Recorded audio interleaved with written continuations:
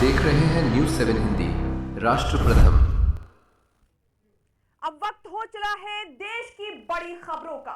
दिल्ली के 24 अकबर रोड स्थित कांग्रेस के पुराने मुख्यालय से जुड़ी एक बड़ी खबर सामने आ रही है। दावा किया जा रहा है कि कांग्रेस ने इस सरकारी परिसर का पिछले 13 वर्षों से किराया जमा नहीं किया है।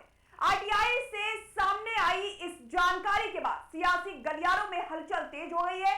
आखिर 24 अकबर रोड से जुड़ा पूरा मामला क्या है? क्या वाकई 13 साल से सरकार को किराया नहीं मिला? और यह मुद्दा अब एक बार फिर सुर्खियों में आखिर क्यों है, आइए जानते हैं इस रिपोर्ट में। लेकिन उससे पहले कांग्रेस नेता अशोक गहलोत का ये 15 सेकंड वाला वायरल बयान आपको सुनाते हैं, सुनिए। काफी लंबे अरसे बाद में सबके दर्शन हो रहे हैं, अच्छा लग रहा है। 24 अकबर रोड ही है। अच्छा, काफी लंबे अरसे बाद में सबके दर्शन हो रहे हैं, अच्छा लग रहा है। 24 अकबर रोड ही है।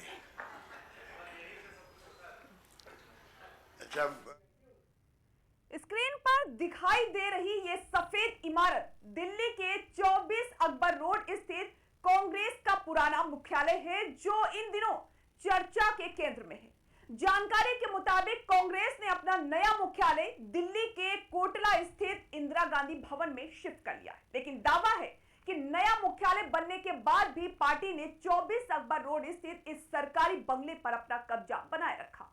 आरटीआई के जरिए सामने आई जानकारी के मुताबिक कांग्रेस ने इस परिसर का पिछले 13 वर्षों से किराया जमा नहीं किया। आवास एवं शहरी मामलों के मंत्रालय के तहत आने वाले डायरेक्टरेट ऑफ स्टेट्स के मुताबिक 24 अकबर रोड स्थित ये जो बंगला है इसका किराया नहीं दिया गया है।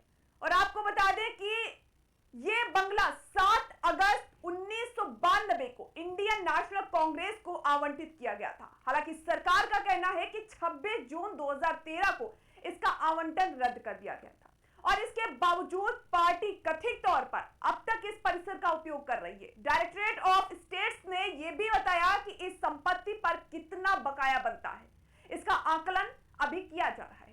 यानी कि केंद्र सरकार को कांग्रेस से कितनी राशि वसूलनी है, इस पर अंतिम फैसला अभी बाकी है। आरटीआई में उन नोटिसों की प्रतियां भी मांगी गई थी जिनमें कांग्रेस से बंगला खाली करने के लिए कहा गया था। हालांकि डायरेक्टरेट ऑफ स्टेटस ने यह जानकारी देने से साफ इनकार कर दिया।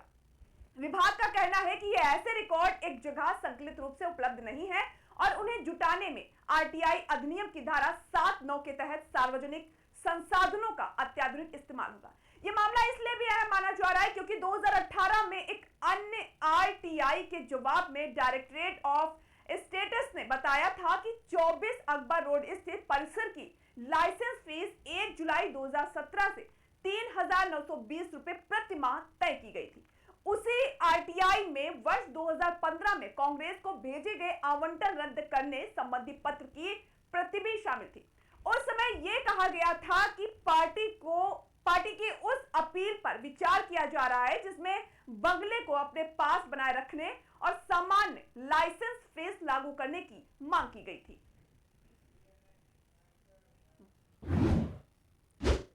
क्या थलेपति विजय को छोड़नी होगी मुख्यमंत्री की कुर्सी?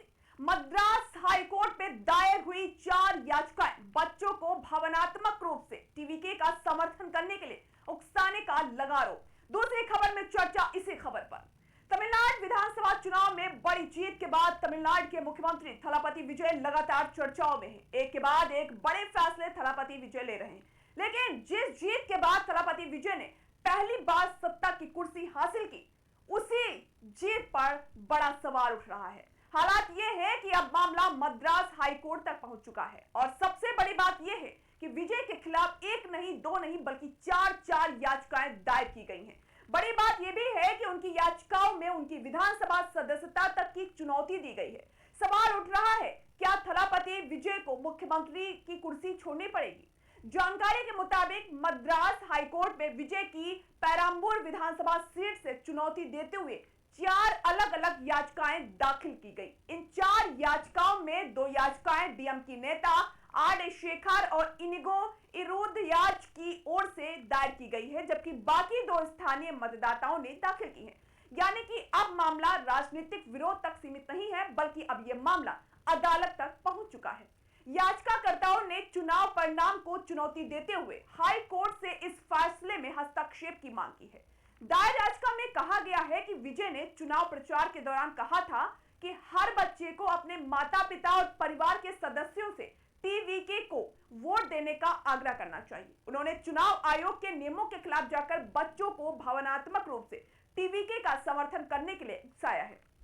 इसके अलावा विजय ने जानबूझकर चुनाव प्रचार के खर्चों को छुपाया है। रिपोर्ट्स के मुताबिक चुनाव कार्यालय स्थापित करने की लागत ही 10 लाख रुपए थी, लेकिन सभी कामों को पूरा करने के लिए कम से कम 1 करोड़ रुपए खर्च किए गए।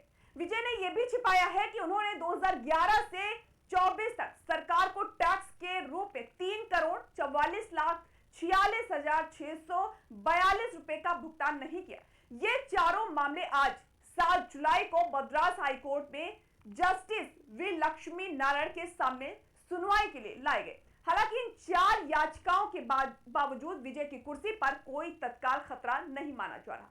चुनाव कानून के जानकारों के मुताबिक किसी चुनावी याचिका के दायर हो जाने भर से ना तो सीएम पद से इस्तीफा दिया जा सकता है और ना ही विधायक की सदस्यता खत्म होगी। जब तक हाईकोर्ट पूरी सुनवाई के बाद चुनाव परिणाम को रद्द घोषित नहीं करता, तब तक विजय मुख्यमंत्री और विधायक दोनों बने रहेंगे। इसलिए अभी यह मामला केवल न्यायिक प्रक्रिया की शुरुआती चरण में है। दिलचस्प बात यह है कि यह कानून विवाद ऐसे समय में सामने आया है जब तमिलनाडु की राजनीति पहले से ही गर्म है। टीवीके लगातार आरोप लगा रही है कि विपक्ष उसके विधायकों को तोड़ने की कोशिश कर रहा है और सरकार गिराने की साजिश रच रहा है।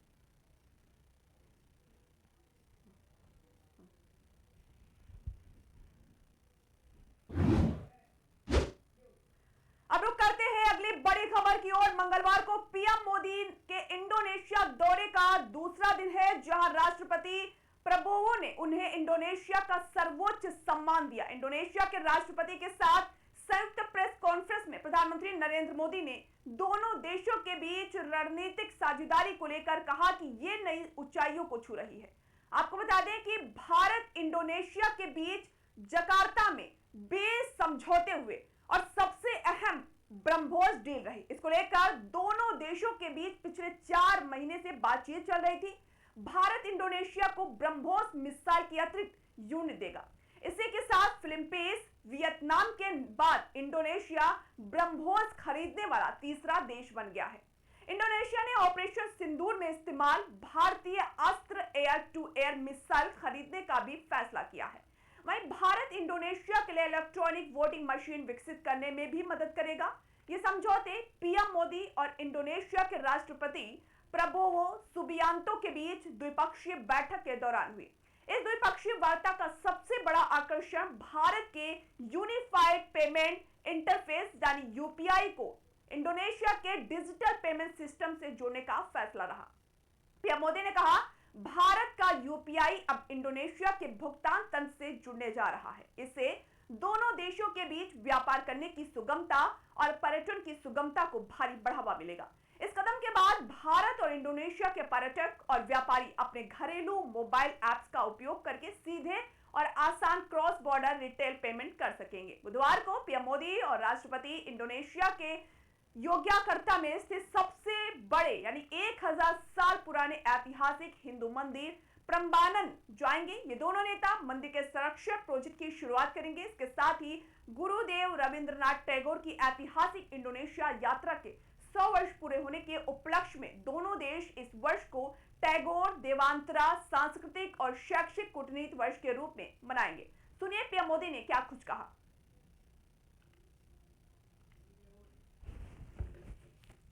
पीपल टू पीपल टाइज हमारे संबंधों की सबसे बड़ी शक्ति है। हमें बहुत खुशी है कि भारत की यूपीआई इंडोनेशिया के पेमेंट सिस्टम के साथ इंटीग्रेट होने जा रही है। इससे ईज ऑफ डूइंग बिजनेस और ईज ऑफ ट्रैवल दोनों को ही बल मिलेगा। पीपल टू पीपल टाइज हमारे संबंधों की सबसे बड़ी शक्ति है। हमें बहुत खुशी है कि भारत की यूपीआई इंडोनेशिया के पेमेंट सिस्टम के साथ इंटीग्रेट होने जा रही है। इससे ईज ऑफ डूइंग बिजनेस और ईज ऑफ ट्रैवल दोनों को ही बल मिलेगा। पीपल टू पीपल टाइज हमारे संबंधों की सबसे बड़ी शक्ति है। हमें बहुत खुशी है कि भारत की यूपीआई इंडोनेशिया के पेमेंट सिस्टम के साथ इंटीग्रेट होने जा रही है। ये नया और बेहतर डीबीटी वाला घड़ी ओ इसमें भाई साहब, क्या डीबीटी? इस दाग को मिटाओ तो जाने। ये दाग नहीं, घड़ी के लिए बस निशान है। अब हुआ ना घड़ी का मुकाबला। डर्ट ब्लास्ट टेक्नोलॉजी के पावर ग्रैन्यूल्स दे फास्ट एक्शन सफाई, मिटाए जिद्दी दाग और दे बेहतरीन खुशबू। पहले इस्तेमाल करें फिर विश्वास करें। ये